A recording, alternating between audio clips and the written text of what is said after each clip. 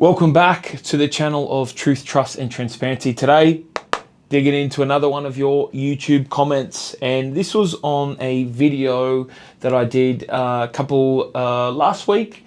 I'll pop it up now in the comments if you want to have a look. Essentially, it was how someone that had a question previously could retire on about $210,000 in a 7-year time frame. Under that video, there is a comment from Cyberpost that says, "Good video, mate. I have a question that might be worth covering in future. Why would you spend $250K on a granny flat when you can buy a low density apartment in a metro market close to the CBD for similar price and similar cash flow? The original property then still has owner occupier appeal with a large backyard, and you still get the same cash flow outcome. You can later knock down the original property and build multiple or sell it to a developer. Just a thought." And I said, great question. I'll cover this video next week. Now, I'm going to add a little bit of a think about this, and I came up with 7 reasons as to why, in that particular circumstance, it would make sense, in my opinion, to look at a granny flat play over a unit. Now, remember, as always with my videos, not financial advice, but some things just to think about for educational purposes only. I can't tell you what to do. You can do whatever you want with your money, but hopefully I'm educating you to make smart and informed decisions. Talk to your broker, talk to your accountant, all those sorts of things. Well, number one, it's going to come down to strategy. In that particular instance, and why and when I think the granny flat play comes into account, is this strategy piece, because there we had a very, very tight window, 7 years, one property cycle. In your particular response, you went a couple of ways. Then you said, well, I can retain the house and then I can sell it down the track to a developer or demolish and put townhouses on it.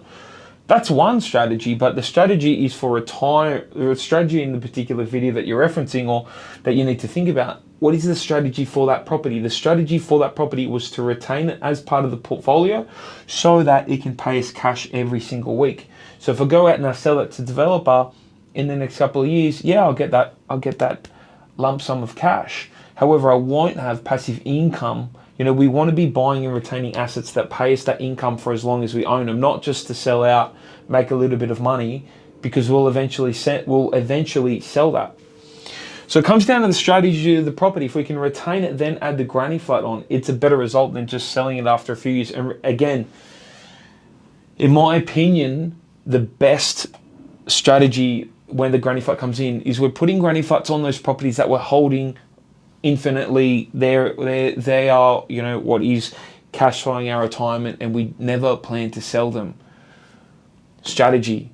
There's no use if you're saying you're going to sell it down the pike to put that granny flat on, because why would you? As you said, you narrow down your market. So it always comes back to strategy. And in my opinion, we're putting granny flats on houses that we're holding for a long time to pay us that cash flow income. So why not a Melbourne unit? 2, I'll tell you a couple of reasons why not. Because we're building, we're not buying. In that particular response, in that question, Mr. Cyberpost, you said you can go into a metro market and buy something for $220,000.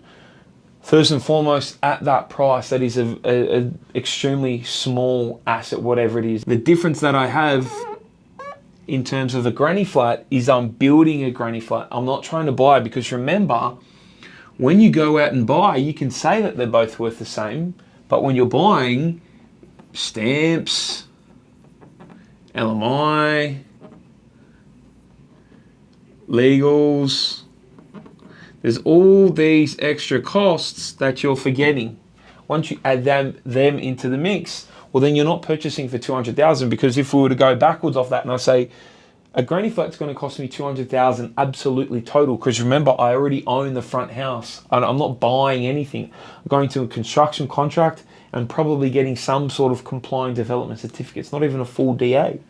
So the best part is, if you go, oh, I can buy something similar, then I'd say, well, you need to be buying something then for 160, 170 grand, because by the time you add all these things on, those purchasing costs, then it adds out to be the exact same cost. So you're building, and the the benefit is when you're building, you already have that land. You're building on a property that you already have for 200K.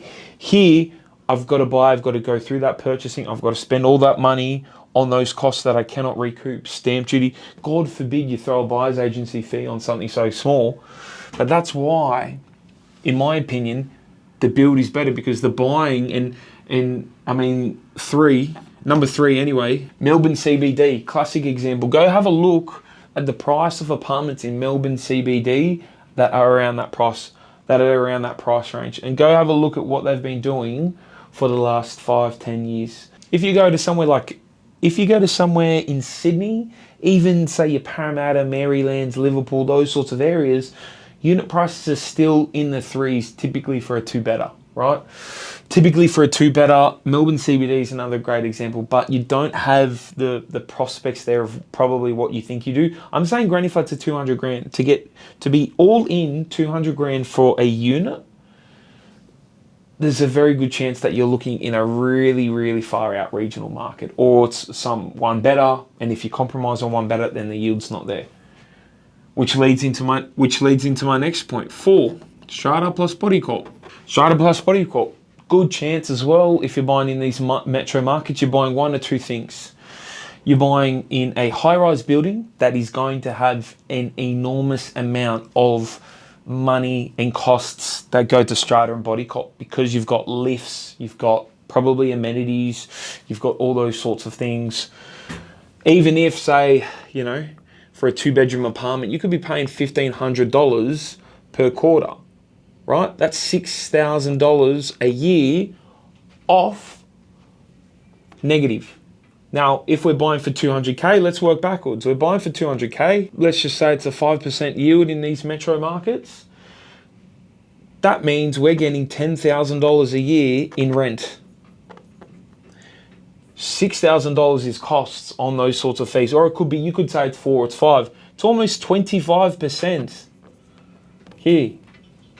Strata and body corp fees. That's not even counting that the strata or the strata and the body corp is looking after the building correctly. What if they need to raise a special levy and they say, oh, we need to change the roof, we need to change the balustrading, we need to fix something with the facade. Every unit owner's got to come up with $10,000, $20,000. You'll always get that in a unit. You will never get that in a granny flat. That's the difference. Now, number 5, again, this is never the reason that you buy, but it is always an added benefit, especially in this case. You're building a granny flat, it's brand new. You can claim depreciation. The best part about claiming depreciation on a granny flat that is sitting on an asset that I do not plan to sell is that you get that additional cash flow. Think if it's 2% of that price for 10 years or whatever the depreciation amount comes out at, you get to keep that depreciation, right? And because you're not selling, you technically don't have to pay that back. I've done videos on depreciation, so go back through and have a look. But another benefit is that you have a depreciation. So not only do you get probably a better yield, but you've got the depreciation on top to cover things that might be maintenance, property manager costs. Whereas here, the body corp fees are only going to detract from any rent that you bring in. Number 6 is going to be yield. Yield plus location. Think of it this way. You're always going to get a better yield on a granny flat, and I'll tell you why. Because think about it this way. I buy in 2025, right? For, say, 500K, right? And I'm going to add a granny flat on, as I said, in 7 years, 2032. Now that property conservatively, I'm not going to say doubles in 7 years, but I'm going to say it goes up to 800K. The benefit is that I've locked in the purchase price of the land at 500K, but when I come in and put my granny flat on for 200K, I'm not going to get a 5% yield on that. I'm getting a 5% yield on, it's in these sorts of markets, right? So you're likely going to get a better yield. For example, the way you guys need to think about it is that the granny flat is a box, right, for 200K. You can pick that up and put that in any suburb that you want, where it rents at $200 a week, or it rents at $600 a week. You know what I mean? So you're only paying $200. You're only paying $200,000, but you can straight away artificially inflate that rent because you locked in the land price 7 years ago. So if my granny flat, by the time I come up to build it, $200,000 can rent for $500 a week at that stage. Now it might not have back here, but eventually rents have caught up in 7 years. 500 is 26K a year. Guess what the yield is? The yield is 13%. You're not buying a $200,000 unit in a metro location that is going to give you a yield of 13%. I can guarantee you that for free. That's why it is better. And also is that location factor, that you've been strategic with the property you bought because we've had the right strategy. We've been strategic, and when we come in and put the granny flat on, we go bushka, and we can get that really high rent. Which leads into number 7, which is obviously the land value component. Talked about this a few times. I've talked about this a few times, but obviously if these are on 600 square meter blocks, you've got one house and the rear dwelling, which is increasing in value over that 7 years. When you put that granny flat on, it might just be adding 200K to the value of the property, but we'll be able to do that and increase that a lot quicker and a lot more compared to if we're just buying a unit and we're a unit or a block of 50 where we have a really small land component. We still, in this case, have that entire land component that we keep and hold compared to that unit where we just get that little slice. So for me, these are 7 reasons why in that particular instance, so for someone that was looking to retire in 7 years, why they would, in year 6 of their property portfolio, when they're going to retire in the next year, why they'd go out and put granny flats on their properties rather than buy units, because you still have a better land comp. And don't get me wrong, there's an argument that can be made for replacement costs in unit, especially those sorts of metro units that you're talking about, but that might reflect in value. Right?